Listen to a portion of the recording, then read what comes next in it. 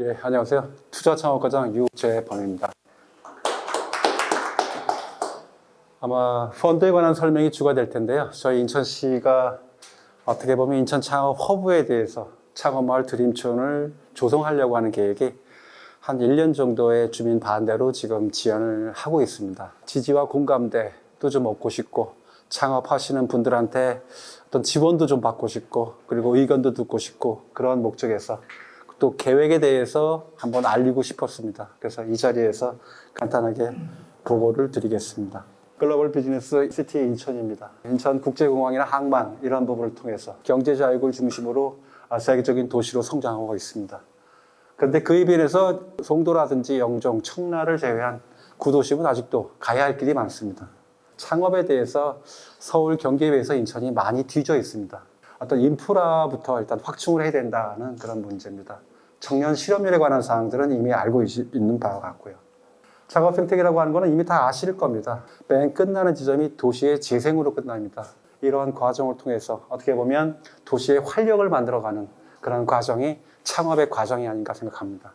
인천 창업 생태계를 보면 창업 인프라, 특히 이제 서울 경기로 유출 부분, 그리고 인프라에 관한 부분도 상당히 어려운 상황입니다. 그리고 아직까지 통합 컨트롤 타워는 없는 상황이어서 창업마을 드림촌이라고 하는 부분을 통합 컨트롤 타워로 지금 설치하려고 하는 상황입니다.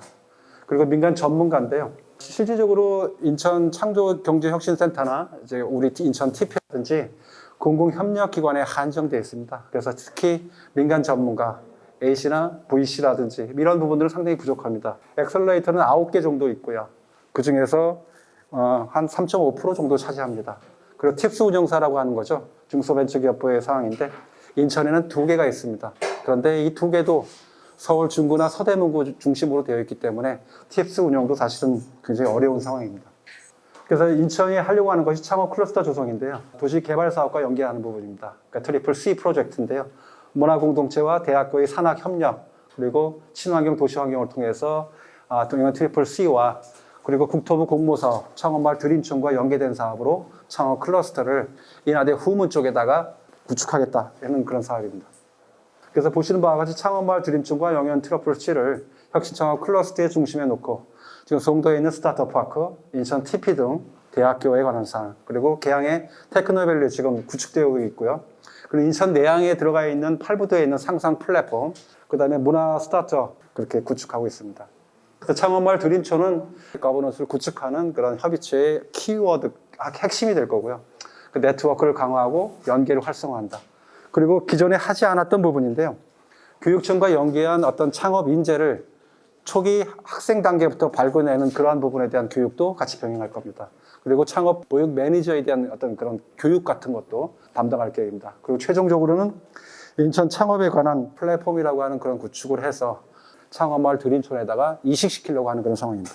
그리고 아직까지는 전문화되어 있지 않았는데 창업 정책에 대한 자문위원회도 구축할 계획입니다. 그리고 인천 창업 포럼을 지금 하고 있습니다만 그런 부분을 좀 더 활성화해서 그런 부분을 가질 계획입니다. 어떤 기존에 있는 인천 창업 생태계를 정리할 필요가 있습니다. 어떻게 운영되고 있는지 그 기관에 관해서 진단이 필요할 것 같습니다. 그래서 진단에 관한 조사하고 인천 창업 허브를 조성하기 위해서 별도의 과제 수용이 있습니다. 이런 부분들은 창업을 하시는 분이나 창업에 종사하시는 분에 대한 의견을 수렴을 통해서 이 용역 과제를 수용할 계획입니다. 그리고 기술 창업에 관한 제도 시스템 정비를 위해서 조례 제정과 창업마을 드림촌에 관한 조례도 같이 함께 제정할 계획입니다. 창업마을 드림촌에 대한 사업계획입니다. 지금 2번 보는 부지가 창업마을 드림촌입니다. 2,300평 부지에다가 창업마을 드림촌을 구축하려고 하는 계획입니다. 사업기간은 2018년부터 2023년이고요. 그다음 인천시가 할 수 있는 것은 입주자 선정, 추천에 관한 사항들, 창업시설, 총괄 운영에 관한 사항들 이런 사항입니다. 고토교통부하고 LH하고 하는 거고요. 공공기관이나 대학, 민간기관한테 위탁할 계획을 갖고 있습니다. 창업시설 면적은 6,600제곱미터 되고요. 창업지원주택이 200호입니다. 쉽게 말씀드리면 창업지원주택이 연계된 창업시설입니다. 직주일체시설이라고 말하는데요. 전에는 판교가 직주근접이라고 하면 이거는 직주일체, 한 건물 내에 같이 활동이 이루어지는 그런 건물입니다. 그래서 2012년도에 도시개발사업의 구역을 받고 2017년도에 국토부 공모를 선정해서 이런 사업을 진행하게 되었습니다. 그런데 실질적으로 2019년 9월 25일 날 이 사업이 중단 위기를 맞았습니다. 여러 가지 반대 이유가 있었습니다. 창업시설이나 이런 부분에 대해서는 다 외면하고 창업지원주택에 관해서 이것이 임대주택이다. 일조권을 침해한다. 그리고 청년이 들어오면 일부 우범화될 수도 있다는 이런 어떤 과거의 임대주택에서 발생될 수 있던 논리를 제공해서 1년이 지난 현재까지도 여전히 반대하고 있습니다. 창업마을에 대한 구상도입니다. 일단은 창업마을은 기역자 형태로 되어 있고요. 소통과 개방에 대한 컨셉을 가지고 있고요. 그 다음에 여기에는 휴게 공간이 많습니다. 녹지 공간 플러스 창업 활동을 24시간 할 수 있는 중고 공간이 되어 있습니다. 그래서 교류와 협력이 있는 문화 창업 공간이다라는 두 번째 특징이 있고요. 그 다음에 꿈을 향한 첫걸음, 스타트업에 관한 상황이기 때문에 계단형으로 꿈을 향해서 한 단계 나아간다는 그런 모티브를 둬서 계단형으로 만들어 놨습니다. 창업 지원 시설이고요. 1층부터 3층까지입니다. 그리고 4층부터 10층까지가 창업 지원 주택입니다. 그리고 이 오른쪽에 보시면 요거는 1층부터 4층까지입니다. 요거는 약간 어떤 편의 시설도 들어가 있고요. 근린생활 시설 포함해서 그리고 5층부터 여기까지는 12층입니다. 요것이 창업 지원 주택. 건물은 통째로 하나가 들어가 있고 이렇게 기역자 문대로 만들었습니다. 1층은 오픈 이노베이션입니다. 그래서 전체가 만나는 협업 공간입니다. 그래서 코워킹 스페이스, 카페테리아, 협업 공간. 2층 공간은 공부하고 연구하고 교육하는 그런 공간입니다. 그래서 컨퍼런스 홀이나 어떤 데이터 공간 이런 식으로 구성되어 있습니다. 3층은 뭔가 제작하는 공간입니다. 뭔가 만들고 하는 공간인데요. 여기에 가장 대표적인 메이커 스페이스라든지 촬영실, 시연실 이런 것들이 들어가 있습니다. 그리고 1인 창조 공간, 협업 공간, 그리고 사무공간까지 들어가 있습니다. 그리고 매층에는 이렇게 옥상 정원이 들어가 있습니다. 4층은 또 왼쪽 부분은 이제 주택이 올라가고요. 여기는 입주기업, AC, VC가 됐던 그런 분들이 실제로 여기 들어와서 그 상담 공간도 같이 들어가 있습니다. 이제 5층부터 시작되는 이제 부분이 이제 창업 지원 주택입니다. 창업 지원 주택은 이렇게 들어가면 사무공간이 들어가 있습니다. 빌트인으로 이렇게 사무공간을 만들어서 세팅을 시킬 겁니다. 그리고 이 다목적실이 들어가 있는데요. 매트리스를 깔고 침대를 깔면 주거 공간이 되는 겁니다. 그래서 24시간 창업과 같이 할 수 있는 공간이고요. 그리고 실질적으로 이 공간 구간마다 별도로 업무회의 공간이, 협업 공간이 들어가 있습니다. 지원주택에도 저런 부분들이 같이 들어가 있는 공간인데 이것이 임대주택이라는 이유로 지금 가장 크게 비난을 받고 있는 그런 상황입니다. 부산부터 동대구, 관주, 첨단 최근 2017년도, 18년도부터 들어가는 것들은 다 직주 일체 시설로 많이 들어가고 있습니다. 판교까지가 직주 근접으로 들어가 있고 창업 허브도 근접이라고 하면 최근은 다 이렇게 직주 일체로 들어가고 있습니다. 그래서 2년, 4년, 6년이라고 하는 그 짧은 기간 동안에 몰입을 통해서 성장을 하고 밖으로 나가라는 그런 거거든요. 그래서 이런 기능인데 입주 자격은 이제 일반 임대하고는 다릅니다. 그래서 기술 창업을 기반으로 하는 것이고요. 그리고 전문가에 의해서 선정되신 분만 들어갈 수 있습니다. 그리고 최종적으로 인천광역시장이 추천하게 되어 있습니다. 소득은 도시근로자 평균 100% 이하입니다. 그래서 2019년도 거를 계산해 보니까 1인 264만 원도의 소득 이하이자가 들어갈 수 있습니다. 임대료 부분에 대해서는 저희가 지원책이라든지 창업하시는 부분에 대한 입장이나 이런 것들을 조금 더 저희가 수요를 해야 될 사항입니다. 우수인재 융을 통해서 주변 상권이 활성화된다. 그리고 인천 창업의 비즈니스 1번지로 만들겠다. 그리고 나머지 유휴부지도 창업과 관련된 시설로 할 계획은 있습니다만 아직까지 구체화된 계획은 없습니다. 그리고 창업하시는 분들이 그런 말씀 하시더라고요. 우리가 가지고 있는 노하우들을 지역에 있는 주민 학생들한테 베풀 수도 있다. 그래서 상생하는 프로그램도 얼마든지 만들 수 있다. 이런 얘기 하시더라고요. 그래서 앞으로 해야 될 과제이기도 한 것 같습니다. 그런데 이제 실질적으로 이제 저희가 많이 1년 동안 지금 주민들 반대를 하고 있는 부분인데 어떤 부분 때문에 반대를 하고 있는지 한번 그 우려되는 사항들, 나왔던 사항들을 한번 정리해 봤습니다. 근데 실질적으로 아파트 가격이 떨어진 사례는 없었습니다. 행복주택의 경우에도 똑같지 않지만 어떻게 올랐다는 그런 게 있고요. 또 하나의 반대 요인이 이제 오피스텔이 주변에 많습니다. 2,330실이 있습니다. 200호가 들어가 있는 창업지원주택에서 그 수요를 창업지원주택한테 200호를 뺏길 수 있다는 얘기입니다. 그런데 실질적으로 창업지원주택에 들어가시는 분은 2년, 4년, 6년으로 최대 6년입니다. 그러면 이분들이 이 창업시설을 활용하고자 할 때 나중에 2년 후에 또는 4년 후에 나가실 때 여기에 어떤 협업이나 프로그램이나 사람 관계 때문에 다시 오실 수 있습니다. 그럴 때 만약에 여유가 되면 오피스텔 상가를 구입해서라도 들어갈 수 있습니다. 오피스텔 수요를 잠식한다라는 논리에는 사실 안 맞는 것 같습니다. 그 다음에 저소득자라는 편견인데요. 청년은 저소득자가 아닙니다. 일정 기간 재산이 없을 뿐입니다.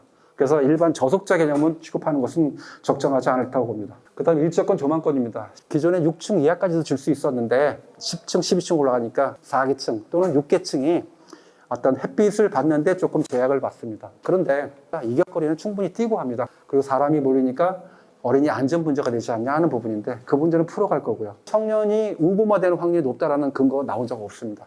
그리고 희망과 꿈이 있거나 기술이 있는 창업 청년이 우보화를 할 수 있는 가능성은 더 적을 것 같습니다.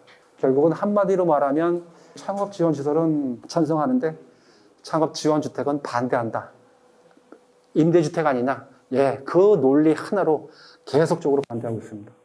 그리고 복합문화 공간 조성 부분이나 시설 개방 부분에 대해서는 예, 주민과 함께 할 겁니다. 특히 창업지원주택에 대해서 200호, 180호로 줄일 것도 지금 생각하고 있습니다. 층수를 한 2개 층으로 줄이겠다.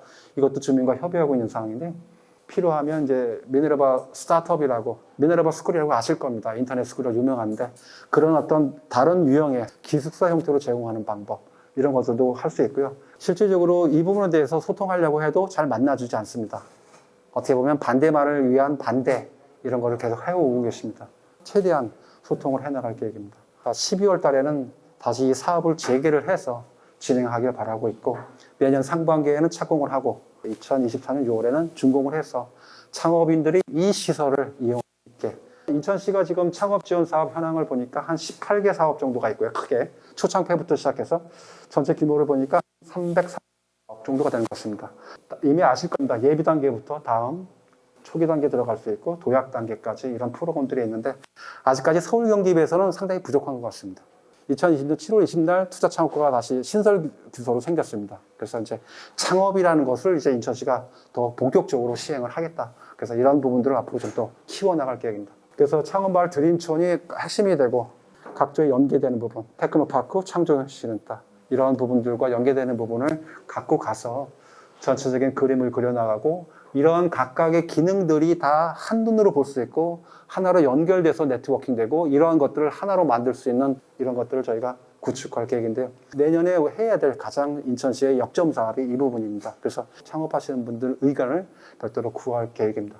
창업지원주택에 관한 사항인데요. 아무튼 요즘 트렌드는 그런 것 같습니다. 시간, 공간, 몰입, 협업 이거를 단시간 내에 해야 된다라고 하는 그런 부분인 것 같습니다. 청년 임대주택을 바라보는 사람들의 불편한 시설인데요. 이건 과거에 혐오시설이다, 우범이다, 빈민아파트다, 슬럼가다. 이 창업지원주택도 같은 취급을 받고 있습니다. 이거는 최근에 며칠 전입니다. 인천시는 뭐 청년만을 사는 곳이냐, 뭐 이렇게 해서 어떻게 보면 어떤 경제적인 이유가 가장 클 겁니다. 이분들이 가지고 있는 그런 부분에 의해서 어떤 반대는 더 크게 나고 있습니다. 극단적 대립을 좀 하고 있습니다. 그래서 이런 부분들을 창업하시는 분들이나 다른 분들에서 어떤 의견도 내주시고 어떤 상생의 방법들을 찾아가는데 조금 더 힘을 좀 보태주시면 어떨까 하는 부분이 됩니다. 그래서 실질적으로 공감하시는 부분이나 함께 하시는 부분이 있다면 지원, 응원 뭐 이런 걸 좀 해주시면 저희가 좀 큰 힘이 될 것 같습니다. 이상 보고 드렸습니다. 감사합니다. 안녕하세요. 마그나 인베스트먼트의 배준학입니다. 오늘 제안서를 어떻게 작성할 것인가, IR을 어떻게 작성할 것인가에 대해서 말씀을 드리겠습니다. 뒤에서 다시 설명을 드리겠지만 제안서와 IR은 여러분이 생각하는 거에 10배 이상 중요합니다. 창업진흥원에서 주관하는 예창패, 초창패, 창도패, 각 지자체에서 하는 K-스타트업 그런 것을 포함해서 모든 투자가에게 있어서 첫 번째 인상은 제안서입니다. 제가 지난주에 중기부 표창 심사를 했어요. 장관상도 주고 막 상도 줬는데 저도 뭘 따진 줄 아세요? 누가 글을 더 많이 잘 썼는가만 따지고 있더라고요. 내가 심사하면서 느꼈어요. 이 사람들은 내가 낸 거에 한 5배 이상의 페이지를 냈구나. 제안서는요, 정말 더 많은 데이터를 집어넣으셔야 됩니다. 제안서를 쓰는 목적은 한 가지죠. 나 좀 만나달라고. 혹은 정부 과제나 창조론에서는 나 좀 뽑아달라고. 남이 듣고 싶은 이야기를 하셔야 됩니다. 그 남이 누구죠? 투자가, 심사위원. 그들이 뭘 듣고 싶은가를 쓰는 게 제안서입니다. 두 번째, 제안서는 간단 명료하게 써야 돼요. 똑같은 심사를 말씀드릴게요. 대표님은 A와 B와 C 중에서 C를 하는 기업인데 왜 A와 B만 이야기하셨어요? 당신이 C에 대한 이야기를 했으면 점수를 잘 주고 싶은데 당신은 제안서에도 A와 B만 이야기했고 말도 A와 B만 이야기를 했는데 핵심을 간단하게 말할 수 있어야 됩니다. 우리가 흔히 발표 시간은 모든 예창 기준은 다 5분 발표입니다. 초창 기준은 10분 발표고요. 창도표는 15분 발표고요. 팁스는 20분 발표고 VC는 30분 발표를 줍니다. 그러면 발표마다 제안서를 다르게 써야 될까요? 똑같은 제안서를 쓰더라도 주어진 시간 내에 핵심을 찌를 수 있는 능력이 주어져야 되고요. 그 능력이 제안서에 녹아나야 됩니다. 제가 제일 선호하는 것은 뭔가 하면요. 연역적 방법입니다. 두 과일식 방법. 처음에 내가 뭐다라는 것을 명확하게 밝혀주는 거죠. 뒤에 밝히면 가다가 길을 잃습니다. 투자가가 내 시간을 100% 여러분에게 쏟지 않습니다. 재무제표 보다가 사업계획서 보다가 제안서 보다가 여러 가지를 동시에 하거든요. 그래서 처음에 내가 무엇이다를 밝히면 훨씬 쉬워집니다. 영어로 된 글을 절대 보내지 마세요. 아, 나 안 쓴다고 말씀하실 것 같죠? 놀랍게도 제안서에 영어가 굉장히 많이 들어가 있어요. 영어로 쓰면요, 투자가들은 놀라운 반발 심리를 가지고 있어요. 대부분의 투자가들은 한글로 간단하게 쓰기를 원합니다. 제안서는 크게 세 가지를 봅니다. 첫 번째는 사업성이 있는가? 두 번째는 그 팀워크를 봅니다. 세 번째로는 기술의 차별성을 봅니다. 사업성은 pass or fail입니다. 0과 1의 원칙입니다. 딱 들으면 되는 사업이군, 안 되는 사업이군 1초 만에 판단합니다. 그래서 반드시 되는 사업을 말을 해야 되죠. 되는 사업 중에서 우리가 뭘 고민하는가 하면요, 제일 우리가 심각하게 보는 게요, 2020년은 매출이 없지만 2021년에 중국에서 매출 300억 나오고 한국은 1억 한다. 무조건 제로 추정을 합니다. 해외 매출은 언제나 제로입니다. 사업성을 논하실 때 근거 없는 매출은 하지 마세요. 그리고 반드시 상장을 할 수 있다는 모델을 우선으로 하셔야 됩니다. 두 번째 굉장히 중요한 사실, 제안서를 쓰는 사람의 절반 이상이 놓치는 사실, 사람과 팀워크에 대한 소개를 안 한다는 사실입니다. 팁스의 추천 사유 중에 하나는 반드시 2명 이상이 창업할 것. 팀워크를 굉장히 중요시 보는 세상입니다. 따라서 나에 대한 이야기, 우리 팀원에 대한 이야기를 자세히 써야 되는데도 불구하고 굉장히 간단하게 쓰는 경향이 있습니다. 간단하게 쓰면 뭐라고 생각하는지 아세요? 정말 약하구나라고 무조건 점수를 깎게 되어 있습니다. 좋은 학벌, 좋은 회사 출신을 보는 게 아닙니다. 저 대표님과 함께 계시는 팀원들이 정말로 콜라보를 잘 일으킬까를 봅니다. 그래서 정말로 자세하게 적으셔야 되는데 사람이 50점이에요. 50점을 버리시는 분이 되게 많아요. 불필요한 외부 고민은 안 적어도 됩니다. 실제로 나와 일하는 내 사람들. 마지막, 차별성. 이거는 모든 스타트업들에게 공통적으로 주는 질문입니다. 발표를 하고 나면 첫 번째 질문이, 대표님, 뭐가 달라요? 스티브 잡스나 빌 게이츠가 아니라면 여러분은 한국에서 아마 이 사업을 시작한 지 1000번째일 사람이 가능성이 많고요. 그러면 나보다 앞선 그 많은 사람들하고 내가 뭐가 다르지가 투자의 핵심입니다. 나는 이게 틀려요. 그 틀려요라는 말을 말로 풀었으면 우리는 그것을 정성적 제안서라고 말합니다. 틀린데 이렇게 틀립니다라고 데이터를 제시하는 것을 우리는 정량적 제안서라고 말합니다. 여러분이 나의 BM, 나의 기술, 제품, 서비스의 차별성을 정량적으로 제안할 수 있다고 하면 여러분은 모든 과제를 통과할 수 있고요. VC에 투자를 받을 수 있습니다. 기본적으로 경쟁사와 나와의 비교 분석은 들어가야겠죠.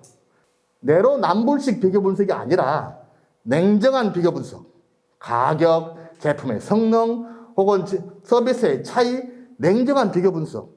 국가 연구기관이나 최소한 대학의 연구소에서 분석한 이런 정량적 데이터가 들어가 있으면요, 보는 모든 심사위원들은 박수를 치면서 아, 이분에게는 차별성이 있겠구나라고 판단합니다.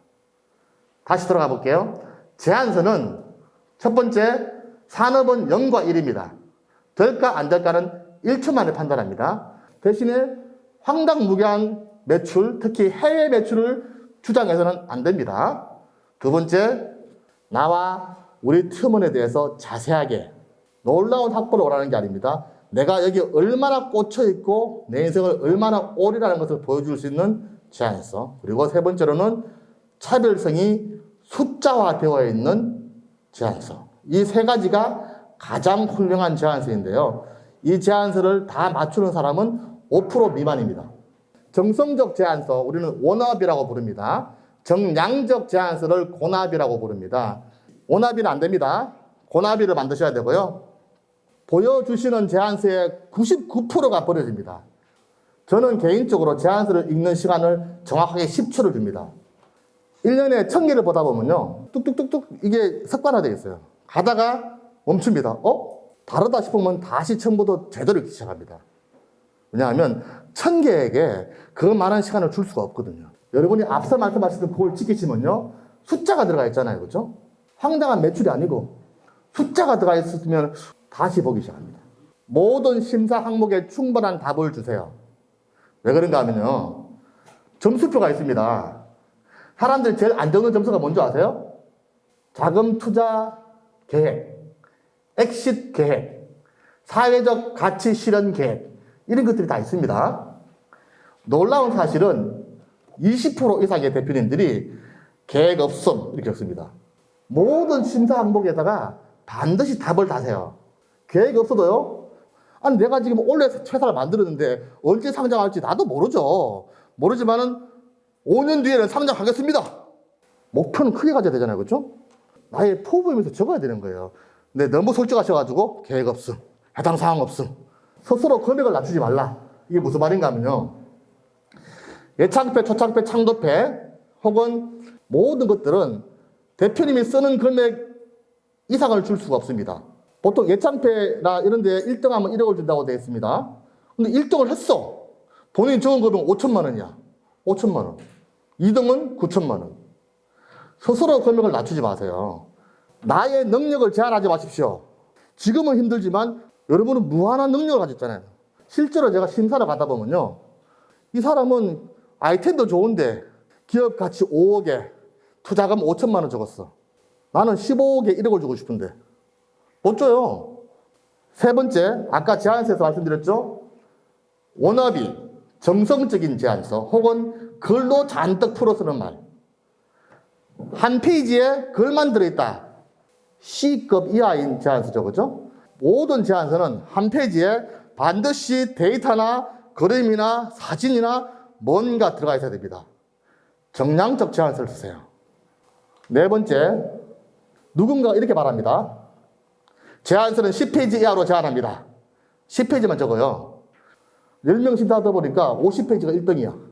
39페이지가 2등이고. 많이 쓰세요. 심사하는 사람들은 최소한 10년 가까이 경력을 지니신 분들, 그런 사람들이기 때문에 보면은 이거 현실성이 있다 없다를 판단하거든요. 이 5가지를 지키시면 1차 서류 통과는 가능합니다. 황당한 사업이 아니고 누가 봐도 일반적인 사업이라면 이 5가지만 지키시면 1차는 통과가 됩니다. 모든 IR 혹은 모든 대면 평가는 넥스트가 없습니다. 여기서 나는 죽느냐 사느냐 둘밖에 없습니다. 팁스, 저희는 팁스 운영사입니다. 1년에 한 10개 정도 팁스를 하는데 매년 상반기에는 심사위원들이 좋은 분들이 많이 오는데 매년 하반기에는 괴롭습니다. 심사위원의 퀄리티가 썩, 그 뒤에는 말을 못하겠습니다. 그러면요, 질문도 황당한 질문이 들어옵니다. 저 사람 모르고 질문하는구나. 자, 그런 질문 들을 때 어떻게 답을 할까요? 위원님, 정말 좋은 질문이십니다. 제가 미처 그 부분은 생각을 못했는데요. 괜찮으시면 돌아가서 우리 팀원들과 상의해서 제가 서면으로 답변을 제출해도 될까요? 그러면 동그라미. 왜? 넥스트가 없습니다. 서면 제출 없습니다. 모든 심사는 서면 제출이라는 게 없어요. 그 순간에 점수를 매깁니다. 60점은 탈락, 70점은 합격. 서면 언제 받아요? 그냥 이거죠. 심사위원은 저 사람이 답변한대. 그리고 옆에 사람이 찌릅니다. 아이고 김 심사위원 그거 당신 그 잘못 질문한 거야. 저거 그게 아니고 이거야. 근데 사람은 감정의 동물이기 때문에요. 위원님 그게 아니고요. 그러면은 질문한 사람도 부끄럽지만 옆에 사람도 저 사람 좀 건방지군. IR은 넥스트가 없습니다. 대면 발표도 넥스트가 없습니다. 혹시 어려운 질문이 들어오면은 겸손하게 위원님은 정말 좋은 질문 하실 거예요. 내가 모자라서 답변을 못했지만 서면으로 답변할 기회를 주십시오라고 하면요. 기본 점수는 받습니다. 그래서 싸우지 마시고요. 예창표나 초창표의 경우에 시간 낭비를 하시는 분이 굉장히 많습니다. 토론에서 60%를 소모하시는 분이 절반 이상입니다. 이제 투자가들끼리 가끔씩 저녁을 먹는데 제가 안타까운 것은요. 돈 받으러 오시는 분들이 연습을 안 해와요. 예창표가 5분을 줬어요. 그러면은 기성전결에서 뭐가 중요하죠? 나의 핵심이 중요하잖아요. 그죠? 우리 팀원이 어떤 사람이고 나 잘할 수 있다고. 근데 산업 이야기를 하고 산업 이야기. 이 산업은 이래가서 뭐 시장이 얼마고 3분을 지나가요. 서로는 짧게 본론을 길게 그 본론 중에서 어느 한순간에 임팩트를 줘야겠죠. 나 정말 열심히 할게요. 나 정말 돈 잘 벌 수 있습니다. 그런 발표를 하셔야 됩니다. 연습을 많이 하셔야 됩니다. 발표 시간 5초 전에 끊을 수 있는 연습. 자신감 있게 발표하셔야 되는데 절대로 교만하면 안 됩니다. 겸손하게. 시간이 많이 지나서 미팅은 생략하도록 하겠습니다. 이상 마치도록 하겠습니다. 감사합니다. T인베스먼트의 양형원 상무입니다. 저희는 이제 저희 펀드 이름은 스마트 대한민국 창업 초기 T이고요. 그리고 이제 한국벤처투자조합이라 그래서 아까 앞에 좀 배우셨을 텐데 자조합입니다. 모태펀드 펀드 오브 자조합이고요. 그리고 371억 원에 저희가 뭐 좀 출자했고요. 인천 테크노파크가 또 주요 출자자로 참여하고 있습니다. 펀드 기간이 한 8년 정도 되고요. 뭐 기준 수익률 이런 거는 당연히 이제 LP들하고 할 이야기인데 살짝 이야기해드리면 어느 정도 수익률을 맞출지 하는 기준 수익률입니다. 지금 저희가 이제 7% 정도는 복리 7% 맞춰야 넘어서는 거에 대한 인센티브를 받는 비즈니스 모델을 갖고 있어요. 저희가 이게 넘어서야지 저희 돈이 되는 펀드입니다. 저희 입장에서는 아마 근데 대부분이 아마 펀드들이 그럴 거라고 생각하고요. 저희 펀드는 이제 뭐 창업 초기 펀드입니다. 그러니까 3년 미만의 중소벤처기업이거나 또는 7년 이는데 매출액이 한 20억 넘지 않는 그런 스타트업들에게 벤처기업의 60%를 투자하는 펀드고요. 특히 이제 인천시가 출자했기 때문에 저희가 또 인천 기업들을 적극적으로 검토할 겁니다. 이거는 이제 뭐 펀드의 타당성인데 저희는 이제 아무래도 4차 산업에 집중적으로 투자하는 펀드입니다. 그러다 보니까 이제 뭐 이거는 뭐 제너럴한 이야기이긴 한데요. 저희가 생계형 창업에 투자하지는 않습니다. 본격적으로 저희가 목표하는 거는 이런 유니콘 기업을 만들어내는 게 저희 목적입니다. 이 펀드의 목적은. 예. 그리고 이제 아까 말한 60%가 창업 초기 기업에 투자하는 형태가 될 거고요. 예. 실제로 저희가 베이비 유니콘도 많이 발굴하고 진행하고 있고요. 예비 유니콘도 많이 키우고 있습니다. 저희는 중점적으로 또 테크놀로지 쪽을 많이 보고 있고 그에 대한 가치를 상당히 높게 생각하고 있습니다. 저는 뭐 엑셀레이터나 SI 연계나 또 금융 쪽에도 많이 지원을 받고 있습니다. 주로 이제 인공지능 로봇, 핀테크, 블록체인, 5G, 바이오 헬스, 수소 비즈니스까지 저희 같은 이런 창투사는 이 펀드를 운영하는 사람들이 상당히 중요하거든요. 대표 펀드 매니저인 이명규는 이제 뭐 거의 창투사에 거의 20년 이상 계신 분이고요. 특허 쪽 펀드를 많이 운영하셨던 분이에요. 되게 좋은 실적을 많이 가지고 있습니다. 저는 이제 핵심 인력인 저입니다. 양형권은 원래 저기 삼성전자에서 한 9년 동안 책임 연구원을 했습니다. 상당히 저도 이제 창업 기업에 많이 투자를 했고 유니콘을 만들어 본 경험도 있습니다. 김태원 대표님은 또 이제 초창기 창투사 때부터 벤처 투자를 경험을 갖고 계시고요. 규모가 큰 투자를 많이 했는데 저희가 작년에 결성한 펀드입니다. 펀드 1호 펀드를 제가 작년에 결성했고요. 1호 펀드를 제가 다 소진했어요. 예, 올해 다 소진했습니다. 저 밸런스 있게 많이 투자했고 저 공격적으로 투자하는 회사라고 볼 수 있습니다. 이 정도 빠르게 투자하는 회사는 잘 없을 거예요. 저희가 실은 뭐 저희가 아무래도 저희도 벤처이기 때문에 의사결정이 빠르고 그런 게 저희한테는 또 장점이고요. 투자를 했는데 이렇게 공격적으로 투자했잖아요. 저희가 작년에 10월에 투자했는데 코로나 발생했잖아요. 근데 저희는 계속 투자했습니다. 왜 투자했냐? 예를 들어 저희가 세탁도 공대를 투자했거든요. 근데 이 친구는 이제 비대면에 아주 특화되어 있습니다. 그러니까 상당히 더 좋은 시장이 열린 거죠. 그럼 저희는 이제 더 적극적으로 투자하죠. 유니콘으로. 근데 예를 들어 저희가 가치공간이라는 회사를 투자했어요. 뭐냐면 이제 공간을 빌려서 대여를 해주는 비즈니스거든요. 그래서 특히 이제 백화점 공간 스페이스를 빌린 다음에 거기를 대여해주는 형태 온라인 비즈니스인데 이 코로나 터지니까 되게 상당히 힘들었어요. 근데 저희가 추가 투자를 검토했습니다. 추가 투자를 하고 유도를 한 게 뭐냐면 비디오 커머스로 방향을 바꿨어요. 그러면 돈이 더 필요하거든요. 예, 추가 투자를 했습니다. 그래서 그런 식으로 저희는 이제 원하는 방향으로 갈 수 있게 도움을 드리고 있습니다. 저희 이제 네트워크인데요. 저희가 2대 주주로 SK증권이 들어와 있어요. 출자 중에 현대 BSNC가 또 들어와 있어서 나머지 여러 가지 이제 엑셀레이터들하고 또 저희가 또 벤처 투자하면서 쌓았던 여러 가지 네트워크를 통해서 계속해서 발굴하고 밸류에드하고 엑시트하고 있습니다. 저희가 투자를 하게 되면 보통 엔젤 투자하고 다른 의미가 있는데요. 그만큼 허들도 높기도 하고요. 왜 그 허들이 높냐 하면 내부 통제 프로세스가 생겨요. 실은 이걸 되게 중요하게 생각합니다. 예. 왜냐하면 나중에 상장을 가게 되면 이건 아주 까다롭게 보거든요. 실은 거래소에서도 기간 투자를 받은 회사들 상당히 선호합니다. 왜냐하면 주주로서의 진짜 거버넌스를 확보하는 겁니다. 자기 사업을 하는 형태의 그냥 벤처를 끌고 가는 게 아니라 실제 타인 주주들의 투자를 받아서 그 비즈니스를 끌고 갈 때는 그 주주들을 위한 활동들, 다양한 자금의 흐름에 대한 거라든지 아니면 의사결정 과정에 대한 내부 통제 프로세스가 건립되기 때문에 저희 이 부분에 대해서는 어느 정도 좀 관여를 해야 됩니다. 왜냐하면 앞으로 상장을 가야 되거나 회사 성장하기 위한 당연한 절차고요. 그거에 대한 이제 허들이 생기죠. 최근에 이제 R&D 과제 같은 데 보면 매칭 투자도 되게 많습니다. 저희가 투자를 하게 되면 R&D 과제를 받을 수 있는 형태도 많이 있게 되고요. 그리고 KPI를 설정하는데요. 지금 이 회사가 as is 어떤 상태인지를 파악하고 대표님이 이제 뭘 하기 위해 돈이 필요합니다라고 말씀하시겠죠, 당연히. 근데 그 방향이 저희랑 다를 수도 있어요. 그럼 그거는 이제 대표님, 경영진하고 저희하고 이제 의견을 맞춰야 됩니다. 저희가 좀 더 전문가겠죠. 아무래도 기업 가치를 키우는 방향에 대해서는. 근데 사업은 또 대표님이 더 전문가고. 그 둘 사이의 밸런스를 맞추는 겁니다. 대표님들이 투자를 받으실 때 이 KPI를 설정해 보시는 게 그 외부에서 바라는 그런 자금의 성격과 약간의 압박이 그래도 회사를 건강하게 빠르게 성장시킵니다. 그리고 내부 직원들과 또 외부 참여자들한테도 좋은 그 객관적인 그 압박이 할 수는 없지만 좀 핑계도 될 수 있고 그 회사를 통제하고 좀 더 이제 푸시할 수 있는 그런 핑계도 될 수 있는 그런 저희가 이제 전문 네트워크를 통해서 선도 투자했던 사례인데요. 저는 이제 엑셀레이터 같은 경우에도 많이 발행하고요. 그리고 SK 같은 경우는 하이닉스 프로그램이 있습니다. 하이닉스의 그 거라지 프로그램 같은 경우에도 스피노프한 회사들한테 저희가 투자를 하기도 합니다.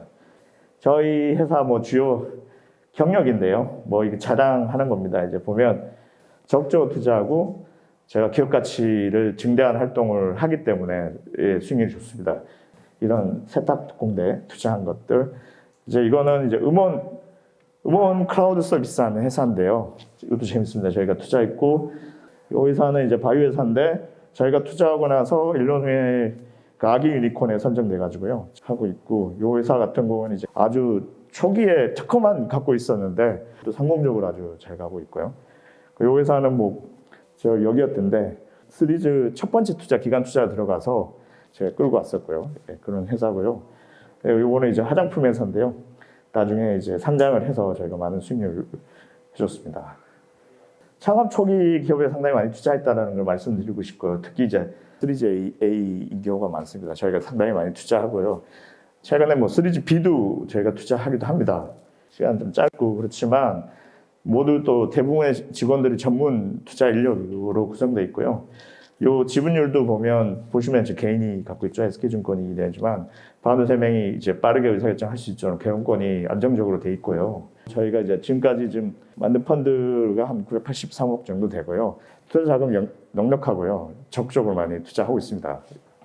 이제 인천시 이제 투자기업 발굴 계획과 이야기고요. 요거는 저희가 이제 4차 산업에 투자한 섹터랑 그 인천시 8대 전략이 좀 겹치는 부분, 저희랑 상당히 맞다는 얘기를 하고 싶고요.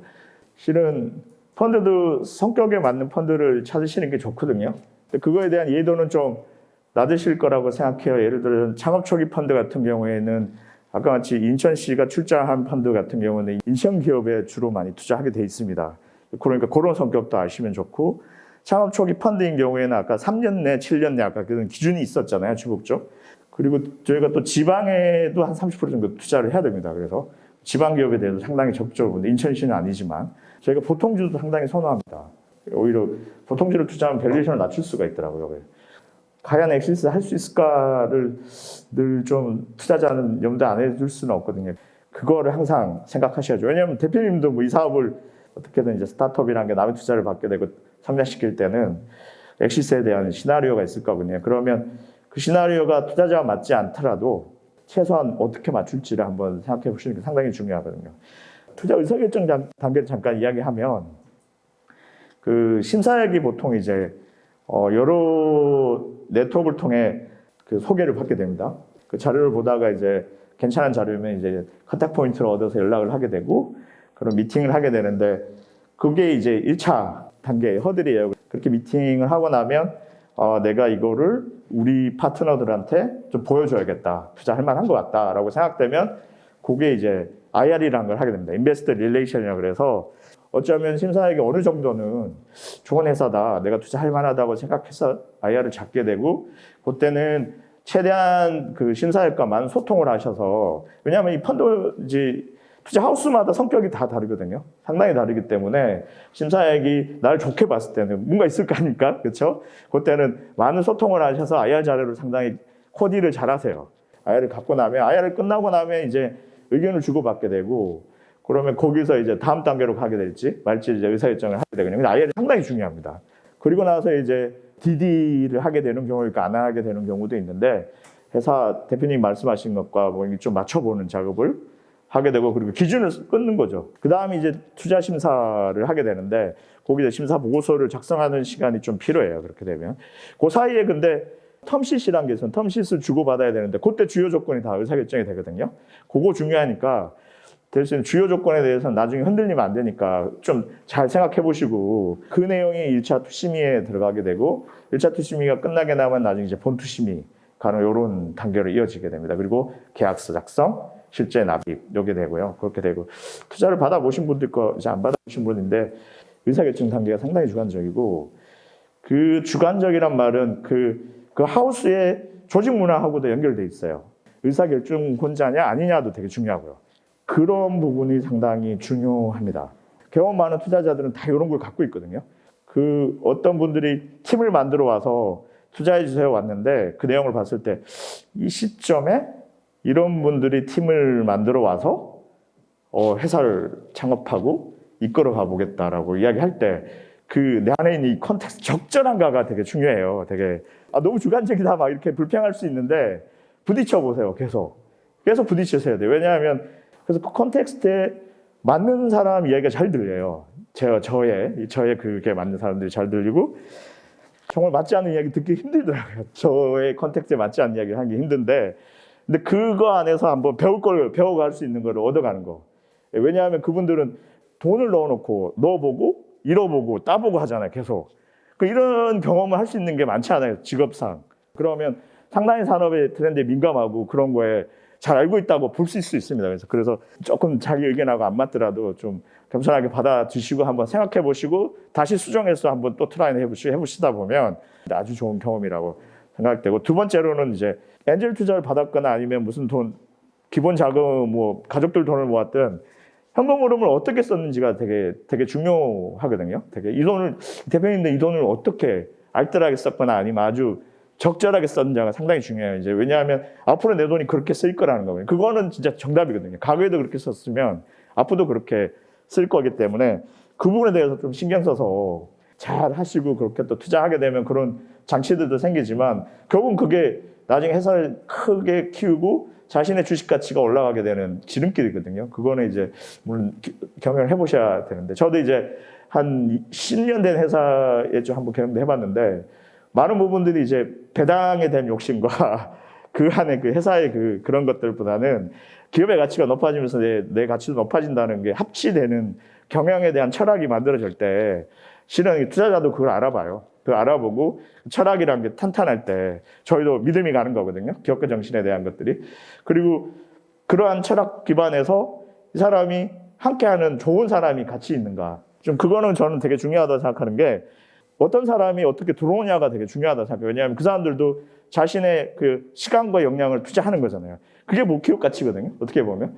그래서 저희가 뭐 담보도 없고 뭐 없는데도 저희가 좋은 인력이 구성돼 있고 하면 좋은 기업 가치를 드리는 이유가 거기에 있습니다. 그러니까 그 사람들이 왜 그 회사에 들어왔을까 그 생각을 하게 되는 거거든요. 예.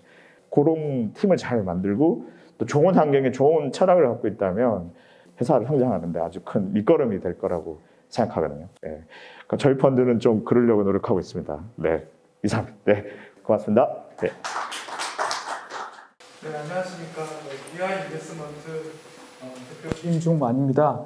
저는 주로 저희 인천 관련된 저희 펀드 소개랑 기업들을 어떻게 좀 바라보는지에 대해서 사례 발표다라고 생각하시면 될 것 같습니다. 기업들을 어떤 관점으로 바라보는지 그런 게 좀 궁금하실 것 같아요. 우선 저희가 투자하는 기업들이 달리는 데 있어서 저희가 같이 뛰지만 결국 결승점에는 기업들이 들어갈 수 있게끔 저희는 중간에 역할을 하는 그런 거를 저희 투자 목표로 하고 있습니다.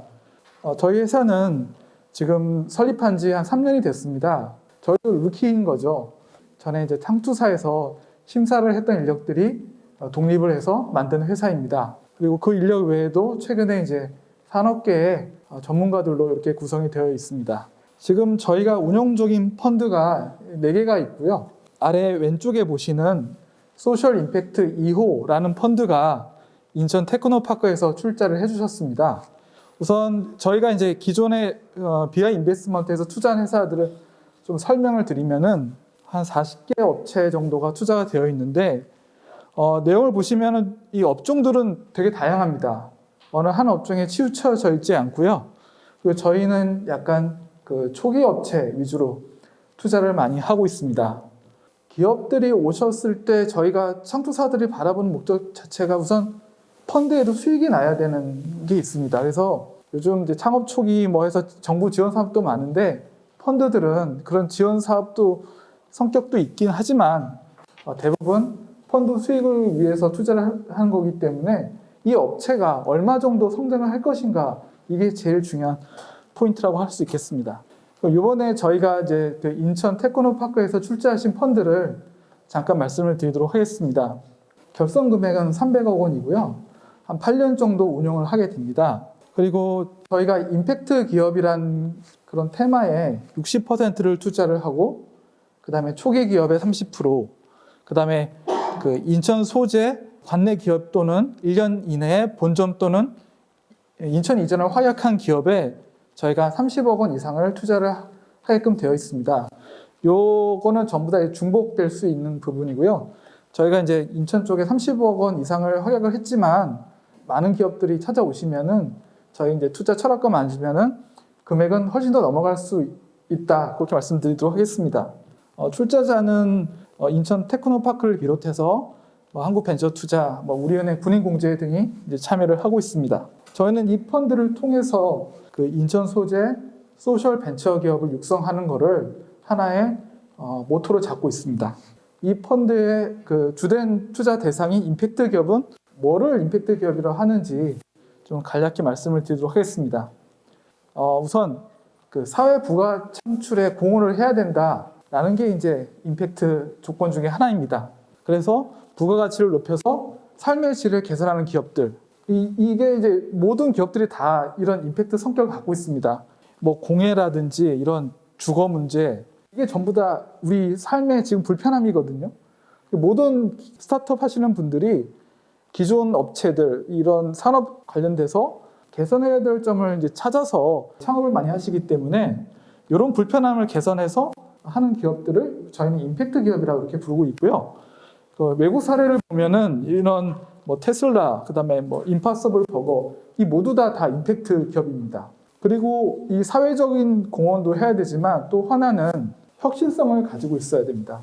그 혁신이라는 거는 기존의 것을 재창조를 통해서 패러다임을 만들어내는 것을 저희는 이제 혁신이라고 보고 있고요.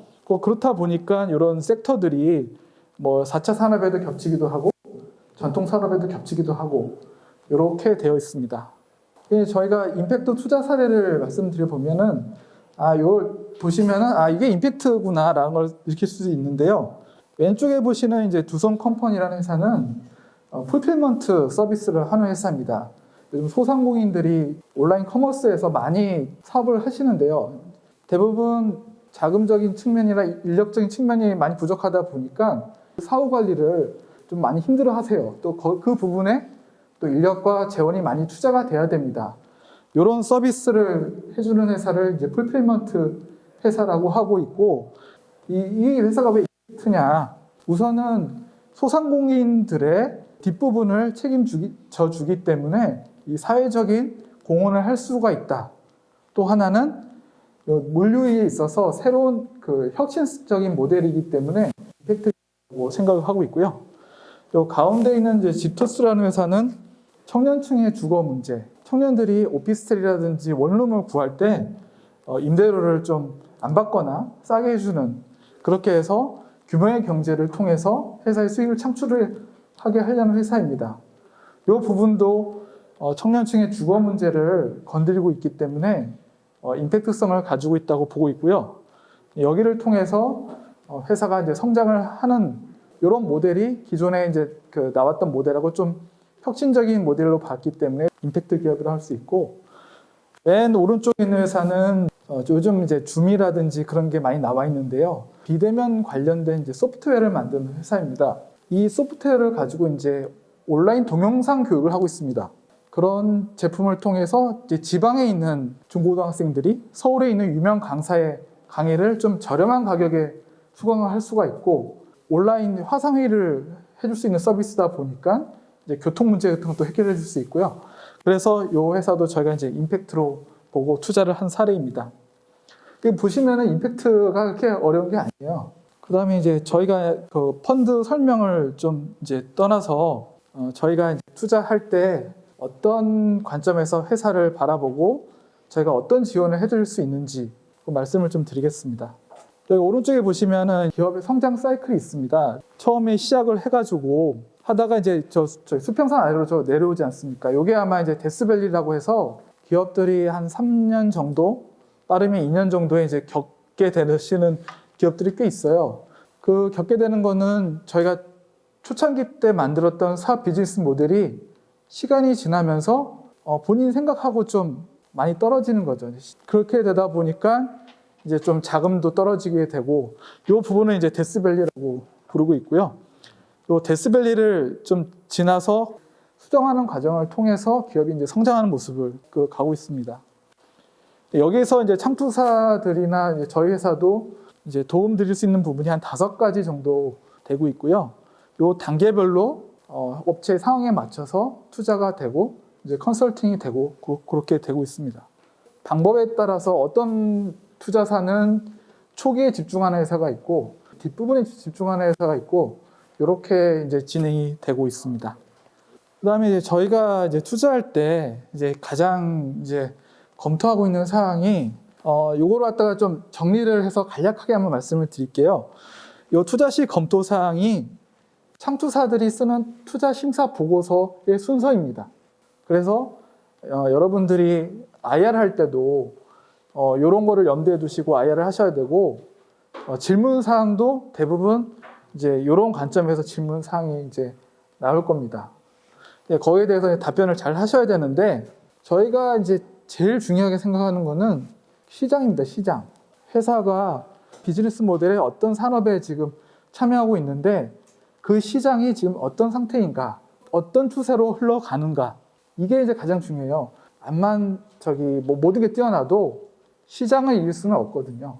시장이 이런 추세로 가게 되는데 역행해서 가면은 똑같은 소스를 갖고 있는 다른 시장 참여자보다는 훨씬 더 가치가 떨어질 수밖에 없는 거죠. 그러니까 이제 본인이 참여하고 있는 그 산업의 특성을 잘 아셔야 될 것 같습니다. IR 할 때 이런 질문이 많이 나와요. 저희가 이제 대부분 뭐 학력도 좋고 멤버 구성도 좋고 다 좋아요. 그다음 비즈니스 모델도 본인들은 되게 좋다고 의미하시는데 시장이 안 크는 시장이라고 저희가 파악할 수가 있거든요. 포화 상태다. 그리고 그 시장 안에 너무 큰 매기가 있다. 근데 이걸 어떻게 꺾고 아니면은 좀 비집고 들어가서 내가 어느 정도의 시장 포션을 마련할 수 있을까? 이거가 가장 중요할 것 같아요.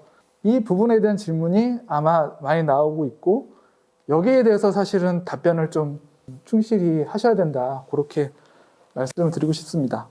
그리고 두 번째는 이제 비즈니스 모델을 저희가 이제 보고서 하게 되는데 비즈니스 모델을 이렇게 이제 쭉 설명을 이제 해주세요. 해주시는데 너무 훌륭해요. 훌륭한데 어떻게 돈을 벌지가 없어요. 설립한 지 뭐 초기라든지 한 2, 3년 된 회사들은 연구 개발을 하고 더 투자해서 한 2년 정도는 되겠다 내지는 비즈니스 모델을 더 고도화하는 시기이다 라고 인정을 하지만 시간이 지나서 내가 이거를 어떻게 캐시를 창출할 것인지에 대해서 그 의구심을 갖게 하는 회사도 많고 그런 질문을 드리면 잘 답변을 못 하세요.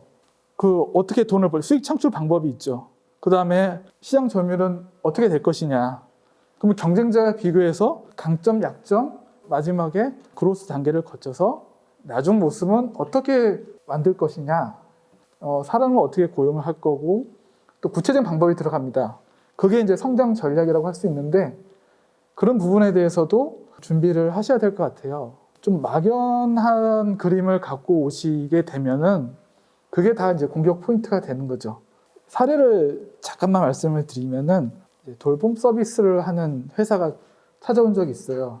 돌봄 서비스를 하는 회사는 시장이 지금 현재 뭐 성장할 수 있는 시장이라고 볼 수도 있고 포화 상태라고 할 수 있는 시장이라고 볼 수 있습니다. 포화된다고 저는 그렇게 개인적으로 생각을 했는데 그 시장에서 기존의 학습 시장을 제외한 다른 시장을 자기가 개척을 할 수 있다라고 이제 말씀을 하세요. 그러면 거기에 대해서 나는 그렇게 생각하지 않는데 라고 이제 질문이 나가게 되면은 본인이 어떻게 이거를 시장이 성장하는 시장이고 여기에 왜 하는지를 대해서 구체적인 답변을 해주셔야 됩니다. IR 자료 만드시면은 맨 끝에 이제 재무 예측을 대부분 많이 담아주시잖아요. 올해 매출이 한 뭐 매더, 내년에 뭐 2배. 심사역들은 넓고 얇게 알고 있습니다. 모든 산업에 대해서 여러 산업을 보다 보니까 그 얇은 지식이 서로 융합이 돼가지고 합리적인 의심을 하게 되고 타당하냐고 질문을 하게 돼요. 근데 그게 전문가들은 자기 산업만 막 몰두해서 보다 보니까 객관적인 시각을 많이 가지시지 못한 분이 많아요. 그래서 합리적인 의심, 타당함에 대해서 이제 질문을 하게 되면은 많이 이제 답변을 못 하시는. 그래서 재무 예측을 보면은 엑셀로 그냥 연 성장률 10%, 15% 넣어가지고 뭐 이익이 한 600억, 700억 나고요. 이거는 심사역들이 그게 시장이 지금 1등 하는 기업도 매출이 300억에 이익이 날똥말똥한데 니네가 어떻게 이거를 하냐 이런 거에 대해서 이제 공격 포인트가 되는 거죠. 그래서 그런 거를 좀 합리적인 의심과 타당성에 대해서 질문했을 때 답변을 좀 잘 하셔야 된다. 이게 이제 비즈니스 모델까지고요. 인적 구성도 무지 중요합니다. 독불장군이 많으세요. 스타트업은 인적 구성이 절반 이상의 중요한 점이 있는데 그런 점에 대해서 저희가 투자할 때 바로 IR만 하고 투자하는 게 아니라 한 2-3달간의 관찰 기간을 둡니다. 그래서 술도 여러 번 마셔요. 그 다음에 업체를 방문해가지고 분위기도 보고 이럴 때 이제 인적 구성이 정말 잘 돼 있는지 전문적인 지식뿐만 아니라 그 다음에 그 인간적인 구성이 잘 돼 있는지도 보고요. 그 다음에 맨 마지막으로 기업 밸류를 이제 산정을 하는데 최근에 펀드들이 시장에 많이 있어요. 그러다 보니까 조금 괜찮은 업체들은 그러니까 인력 구성이 너무 뛰어나거나 그럴 경우에는 초기에 높은 밸류로 많이 투자를 받습니다. 좋죠. 높은 밸류를 받으면 똑같은 금액의 지분율도 좀 낮게 줄 수 있고 좋은데 그 밸류를 받게 되면 다음 펀딩이 필요할 때 그 밸류에 맞는 미래 그 실천 과정이 합리적이었는지, 그 업체가 종전의 밸류를 받을 만큼 2, 3년 동안의 기간에 성장했는지가 검증이 돼요. 그러니까 이제 이 무조건 밸류는 뭐 높다고 다 좋은 건 아닙니다. 적정한 밸류가 기업 성장할 때는 가장 좋은 밸류다. 실패 요인들에 대해서 저희가 질문을 하는 거예요. 이게 보면은 다 뭐 마케팅 전략의 실패, 소비자와 상관없는 제품, 이게 이제 과거에 실패했던 분들이 내가 실패는 이렇게 했다고 적어 놓은 건데, 이게 다 아까 제가 말씀드렸듯이 시장과의 소통 없이 좁은 시야에서 너무 깊게 파시다 보면은 이런 실수가 나오시게 되어 있습니다. 사업하시는 분들께서는 이게 좀 필요한 부분이라고 생각하고, 이제 마지막으로 당부드리고 싶은 말씀은 시장과의 대화를 좀 하셔라. 그 다음에 성장을 위한 전략이 실천적이었으면 좋겠습니다. 그리고 사업하시다 보면 시장이 변하거든요. 그러다 보면은 빨리 사업 모델을 수정을 하셔야 됩니다. 거기에 대해서, 시장에 대해서 포용성이 있고 과감한 결단을 이제 하셔야 됩니다. 저희가 이제 투자업계에 제가 한 18년 정도 있으면서 갖춰졌으면 좋겠다, 스타트업들이, 이런 부분을 한 3가지 정도만 정리를 해봤습니다. 저희는 인천 테크노파크 출자한 펀드를 운영하고 있기 때문에 저희 투자가 필요하시거나 그런 분들이 있으시면 많은 연락을 부탁드리겠습니다. 감사합니다. 네, 안녕하십니까. 반갑습니다. 인천 테크노파크 출자센터 조심하기 사장입니다. 일단 저희가 이제 펀드가 올해 이제 만들어졌다고 말씀을 드렸고, 지금 이제 5개 정도의 펀드가 운영이 되고 있습니다. 그러면 이제 기업 대표님들께서 그럼 나는 어떻게 투자에 대한 신청을 할 수가 있을까, 이렇게 이제 문의가 있으시잖아요. 그래서 저희가 그 창구 역할을 사실 이제 하고 있습니다. 그래서 사실 이제 대표님 한 분 한 분이 따로 이런 펀드 운영사들을 만나기는 사실 쉽지는 않으세요. 그러면은 우리 창업기업분들이 투자를 받기 위해서 이런 펀드 운영사를 만날 수 있는 가장 좋은 방법은 그 펀드에 출자를 한 저희 이제 기관들을 통해서 이제 펀드 운영사들을 만나시는 게 사실은 가장 쉽습니다. 예. 그렇기 때문에 저희가 그 창구 역할을 하고 있고요. 그거를 그럼 어떻게 이제 신청을 할 수 있느냐에 대해서 지금 간단히 그냥 설명을 드리려고 합니다. 네. 사실 저희가 이제 인천시에서 비즈오케이라는 사이트를 운영을 한 지가 꽤 오래됐어요. 그래서 여기 지금 이미 상당수의 많은 기업분들이 다 가입을 하고 계실 거고요. 여기에는 이제 사실상 이제 기업 지원에 대한 이제 인천시의 모든 사업들이 비즈오케이를 통해서 이제 공고가 나가는 사업들이 굉장히 많습니다. 그래서 비즈오케이를 알고 계셔야 사실은 인천시 지원 사업들을 좀 많이 받으실 수가 있으세요. 그래서 여기에 반드시 회원 가입을 하시는 게 좋으시고요. 저희 펀드도 여기를 통해서 신청을 하실 수가 있습니다. 신청 안내로 해서 이제 안내를 올릴 거예요. 그럼 거기에 이제 이렇게 기업 지원 신청 쪽으로 들어가셔서 이 공고가 나오게 되면 이 공고에서 이제 기업 지원 사업 신청을 하실 수가 있고요. 거기에 밑에 있는 이제 신청서를 간단하게 작성을 하셔가지고 저희 쪽으로 신청을 해주시면 됩니다. 근데 꼭 이런 방법이 아니더라도 사실 뭐 개별적으로 저희한테 이메일을 보내주실 수도 있고요. 뭐 여러 가지 루트, 뭐 저를 만나러 오셔도 되고 뭐 여러 가지 방법은 사실 있을 수 있는데 공통적인 어떤 창구가 하나는 있어야 되니까 저희가 이걸 지금 열어놓을 예정이고요. 여기에 들어가는 이제 신청서는 사실은 이제 저희가 기업들에 대한 인포를 저희도 좀 알고 있고 그 펀드사들한테도 이런 기업들이 투자를 희망합니다라고 해서 이제 인포를 보내야 되기 때문에 이런 신청서를 받고 있는 상황이긴 한데 꼭 이 신청서가 아니라 제대로 만들어진 IR 자료를 주셔도 좋습니다. 근데 이제 이 신청서는 IR 자료가 없는 경우에 한해서 최소한도로 이제 여러분들이 작성을 기업분들께서 해주셔야 되는 그런 자료가 되겠고요. 그 다음에 이제 펀드사를 신청을 해주시면 이제 저희가 이 자료를 이제 펀드사들한테 보내서 이러한 기업이 이런 기술을 갖고 있고 이런데 관심이 있으신지를 먼저 저희가 이제 타진을 하고 이제 관심이 있다고 하면은 이제 미팅을 이제 시켜드리는 그런 루트로 이제 진행이 됩니다. 다만 이제 저희가 작년, 재작년 이렇게 해서 이제 이런 신청서를 받고 펀드사 미팅을 진행을 해보면서 사실상 저희가 느끼는 거는 실제로 이제 투자를 사실 받기를 원하시잖아요. 근데 그런 거에 비해서 사실 준비가 좀 많이 안 돼 있다는 느낌을 사실 많이 받게 돼요. 이 신청서를 작성을 하시지만 이 신청서가 사실상 IR 자료가 될 수는 없어요. 그러면은 펀드사를 미팅하실 때는 그래도 그만한 어떤 IR 자료를 갖고 사실 미팅을 하셔야 되는데 만약에 IR 자료가 없고 그런 상태에서 미팅을 하게 되면 사실상 펀드사는 저희가 요청을 하니까 만나는 주는데 그 자리에서 의사 결정이 사실 물론 뭐 당장 그 자리가 제대로 됐다고 해서 의사 결정이 되는 건 아니지만 사실상 그 자리는 그냥 만나서 서로 소개하고 어떠한 기업인지 파악하는 정도의 수준밖에 사실은 안 되는 경우가 많아서 그게 조금 아쉽기는 합니다.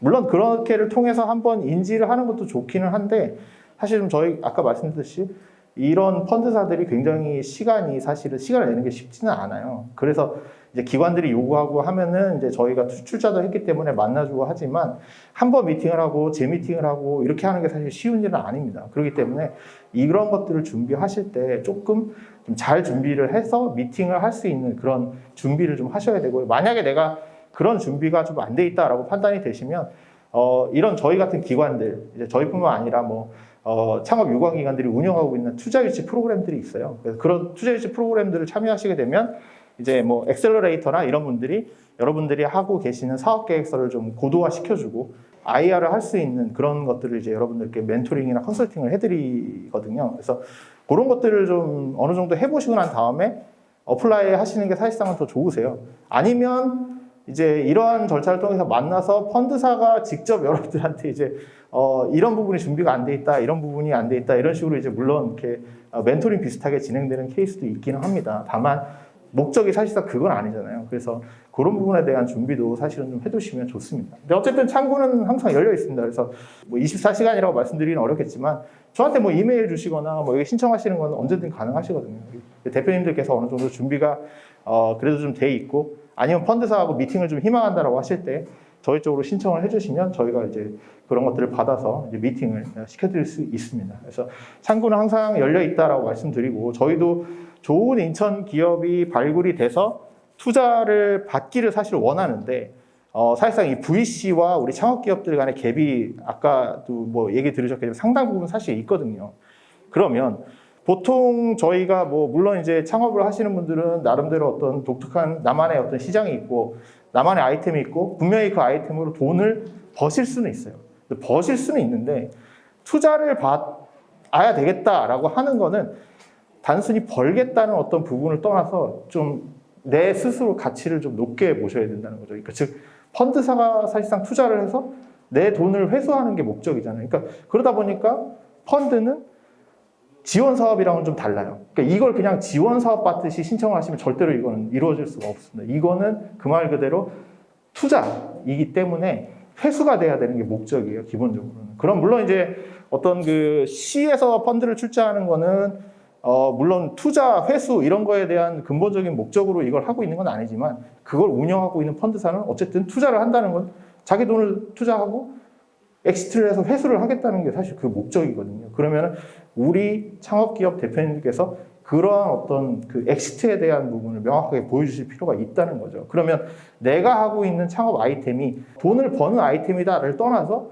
내가 이걸로 엑시트를 할 수 있다라는 부분을 보여줄 수 있는 그런 정도의 어떤 각오나 어떤 그 창업에 대한 준비가 좀 필요한 부분도 있습니다. 그래서 이상은 좀 사실 좀 높게 가져가셨으면 좋겠어요. 그래서 그 창업자분들께서 초기 패키지나 도약 패키지나 이런 패키지 사업들도 많이 신청을 하시고 하시는데 사업 계획서를 많이 써오시잖아요. 그럼 저희들도 이제 보게 되는데 제가 경쟁률 같은 경우는 그때그때 다르긴 하지만 사실상 지원 사업들 그런 도약 패키지, 초기 패키지들은 경쟁률이 상대적으로 높거든요. 그러면 내가 갖고 있는 아이템이 물론 어떤 아이템이 제가 말씀드린 돈은 버는 아이템이에요. 그러면 그 돈은 버는 아이템인데 그 아이템이 어느 레벨에서 놀 거냐에 대한 부분에서 이제 차이가 생기는 건데 상위 레벨에서 논다는 거는 결과적으로는 내 아이템이 엑시트까지 갈 수 있는 아이템이다.